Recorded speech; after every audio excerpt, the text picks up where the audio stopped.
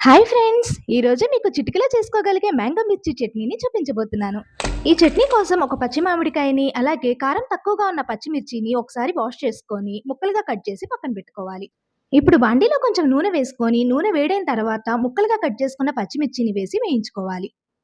ఇవి కొద్దిగా వేగిన తర్వాత కొంచెం కరివేపాకు కూడా వేసి వేయించుకోవాలి. పచ్చిమిర్చి ఇలా చక్కగా వేగిపోయిన తర్వాత ఒక గిన్నెలోకి తీసుకొని చల్లారనివ్వాలి.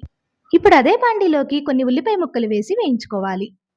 ఈ చట్నీలో ఉల్లిపాయ ముక్కలు వేయడం వల్ల పచ్చడి కారం తగ్గుతుంది. అలాగే టేస్ట్ ఇంకొంచెం పెరుగుతుంది. మీకు ఆనియన్ నచ్చకపోతే స్కిప్ చేసేయొచ్చు. ఇప్పుడు మిక్సీ జార్‌లోకి మనం వేయించి పెట్టుకున్న ముక్కలతో పాటు మామిడికాయ ముక్కలు, వెల్లుల్లి రెబ్బలు, రుచికి సరిపడా ఉప్పు కూడా వేసుకొని, మరీ మెత్తగా కాకుండా కొంచెం పలుకుండేలాగా గ్రైండ్ చేసుకోవాలి. ఈ పచ్చడిలోకి తాలింపు వేసుకుంటే ఎంతో రుచిగా ఉండే మ్యాంగో మిర్చి చట్నీ రెడీ. ఫ్రెండ్స్, ఈ చట్నీ అన్నంలోకే కాదు, ఇడ్లీ, దోస లాంటి టిఫిన్స్‌లో కూడా చాలా బావుంటుంది. మీరు కూడా ఈ చట్నీని తప్పకుండా ట్రై చేయండి.